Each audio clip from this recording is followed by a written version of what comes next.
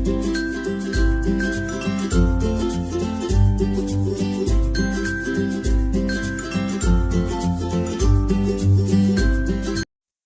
શ્રી કૃષ્ણ મિત્રો, મારા કિચનમાં તમારું સ્વાગત છે. આજે આપણે બનાવીશું ટ્રેડિશનલ ગુજરાતી મીઠાઈ અમૃત પાક, જે એકદમ સોફ્ટ અને મોંમાં મૂકતા જ પીગળી જાય તેવો.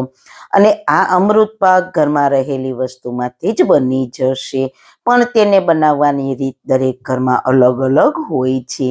આજે હું મારા ઘરની રીત પ્રમાણે અમૃત પાકને પહેલી જ વારમાં એકદમ પરફેક્ટ બનાવીશ, અને એ પણ કંઈક અલગ જ રીતથી. તો ચલો પરફેક્ટ માપ સાથે રેસીપી શરૂ કરીએ.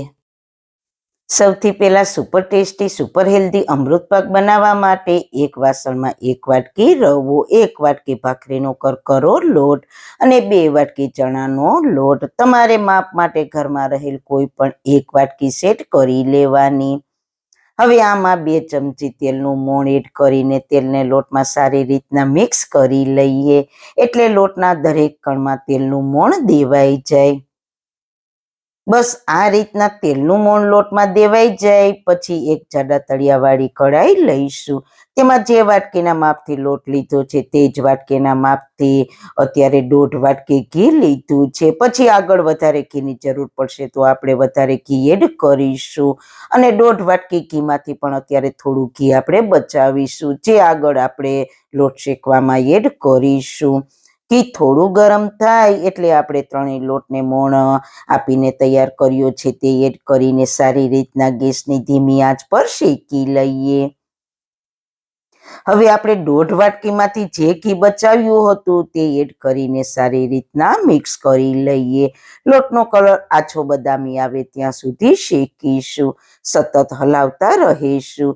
તમે કોઈ પણ મીઠાઈ બનાવો તેને તમે ધીમી આંચ પર શેકશો તો મીઠાઈનો ટેસ્ટ ખૂબ જ સરસ આવશે, અને તમારી મીઠાઈ પણ પરફેક્ટ બનશે. ધીરે ધીરે લોટ આપણો ફૂલવા લાગ્યો છે, તો અત્યારે થોડા ઘીની જરૂર છે, તો 1 મોટી ચમચી ઘી એડ કરીને સારી રીતના મિક્સ કરી લઈએ. આ ટ્રેડિશનલ રેસીપી છે, આપણા બા દાદી પણ બનાવતા જ, પણ તમે બનાવો છો કે નહીં અને કઈ રીતના બનાવો છો તે મને કમેન્ટમાં ચોક્કસ કહેજો. જેમ જેમ લોટ શેકાશે તેમ તેમ લોટનો દરેક દાણો ફૂલીને છૂટો છૂટો દેખાશે, અને ઘી પણ છૂટું પડતું જાય છે. આ અમૃત પાકમાં તમને મોહનથાળનો, સુખડીનો અને અમૃત પાક 3નો ટેસ્ટ આવશે.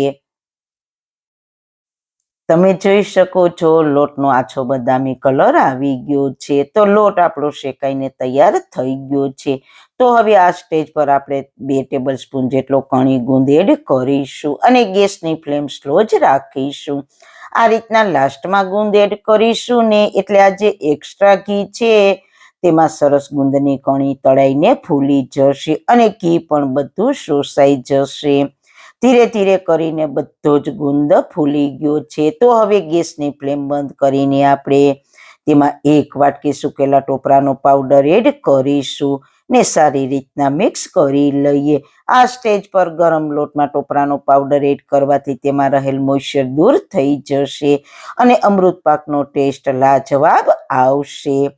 હવે અમૃત પાકને ફ્લેવરફુલ બનાવવા માટે થોડો ઇલાયચી પાવડર એડ કરીને મિક્સ કરીને સાઈડ પર રાખી દઈએ, અને સાઈડમાં આપણે ચાસણીની તૈયારી કરી લઈએ. તો તેના માટે કડાઈમાં જે વાટકીથી લોટ અને ઘી લીધું છે તે જ વાટકીના માપથી 2 વાટકી ખાંડ એડ કરીશું, અને ખાંડથી અડધું એટલે કે 1 વાટકી પાણી એડ કરીશું અને મિક્સ કરી લઈએ. અને હા, ખાસ એ કે તમે કોઈ પણ મીઠાઈની ચાસણી બનાવો ત્યારે ગેસની ફ્લેમ શરૂઆતમાં એકદમ સ્લો રાખવાની, જ્યાં સુધી ખાંડ મેલ્ટ ના થઈ જાય ત્યાં સુધી. જો તમે હાઈ ફ્લેમ પર ખાંડને મેલ્ટ કરશો ને તો જે ચાસણી હોય ને, જે ખાંડ આગળ મેલ્ટ થઈ હોય ને એની ચાસણી તૈયાર થઈ જાય, અને બાકીની ખાંડ પ્રોપર મેલ્ટ ના થાય. તો આપણે એક તારની કે કોઈ પણ તારની ચાસણીનો માપ ના આવે, એટલા માટે ખાસ કરીને એ વાતનું ધ્યાન રાખવાનું કે આ રીતના ખાંડ મેલ્ટ થઈ જાય પછી તમે ગેસની ફ્લેમ મીડિયમ અથવા હાઈ કરી શકો છો. આ રીતના ચાસણીમાં બબલ્સ આવવા લાગે એટલે ચાસણી થોડી થોડી બનવા લાગશે. થોડી ઘટ થવા લાગે એટલે ચેક કરવાની. ચાસણી ચેક કરો એટલે ગેસની ફ્લેમ ફરી લો કરી દેવાની, એટલે ચાસણી વધારે હાર્ડ ના થાય. તમે જુઓ એક તાર સરસ મજાનો બની રહ્યો છે. પ્રોપર એક તાર બનવો જોઈએ અને દોઢ તાર પણ ના બનવો જોઈએ, એ વાતનું ખાસ ધ્યાન રાખવાનું, નહીતર અમૃત પાક કડક થઈ જશે. હવે ચાસણીને અમૃત પાકના મિક્સરમાં એડ કરતા પહેલા આ રીતના થોડી ઠંડી કરી લઈએ.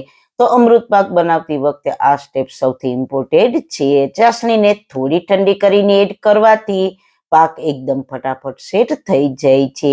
હવે શેકેલા લોટમાં એડ કરીને સારી રીતના મિક્સ કરી દઈએ. જેમ જેમ મિક્સ કરીશું તેમ તેમ આ મિક્સર છે તે પેનથી અલગ થવા લાગશે.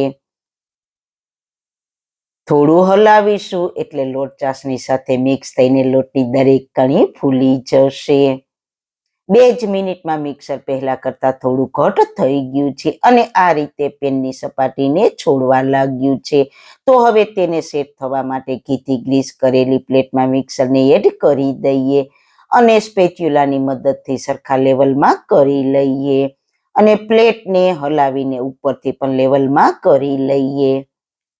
પછી ઉપરથી બદામ પિસ્તાની કતરણથી સજાવીશું અને કતરણને વાટકીથી પ્રેસ કરી દઈએ એટલે તે પાકમાં સરસ સ્ટીક થઈ જાય. હવે અમૃત પાકને 15 થી 20 મિનિટ ઠંડો થવા દઈએ.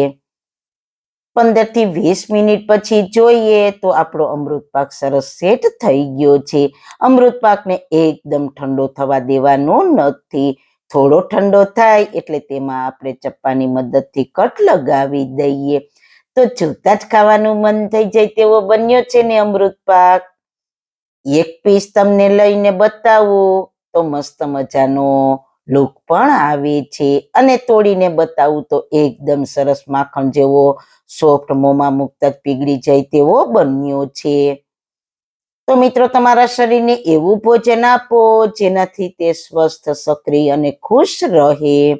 તો મિત્રો, તમને મારી આજની રેસીપી કેવી લાગી? જો સારી લાગી હોય તો તમારા ફ્રેન્ડ્સ, ફેમિલીમાં શેર કરજો ને પ્લીઝ ચેનલ પર નવા છો તો ચેનલને સબસ્ક્રાઇબ કરવાનું બિલકુલ ના ભૂલતા. ફરી મળીશું એક નવી જ રેસીપી સાથે, નવી વાતો સાથે. ત્યાં સુધી બધાને મારા જય શ્રી કૃષ્ણ. વાળના તમામ પ્રકારના પ્રશ્નો સોલ્વ કરતું 42 જડીબુટ્ટીઓથી બનાવેલું ઔષધિ તેલ, જે અમે લોકો જાતે જ ઘરે તૈયાર કરીએ છીએ, કોઈ પણ કેમિકલ્સના ઉપયોગ વગર, બિલકુલ નેચરલ છે. 42 જડીબુટ્ટીઓ ભેગી કરીને લોખંડની કડાઈમાં ઔષધિ તેલ તૈયાર કરવામાં આવે છે. જો તમારે ખરીદવું હોય તો તેના ઓર્ડર અમે લઈએ છીએ. ઓર્ડર કન્ફર્મ કરવા માટે વોટ્સએપ નંબર સ્ક્રીન પર જોઈ શકો છો. જો તમારે આ તેલનો પૂરો વિડીયો જોવો હોય તો તમને આ ચેનલ પર મળી જશે અને ડિસ્ક્રિપ્શન બોક્સમાં લિંક પણ મૂકેલી છે.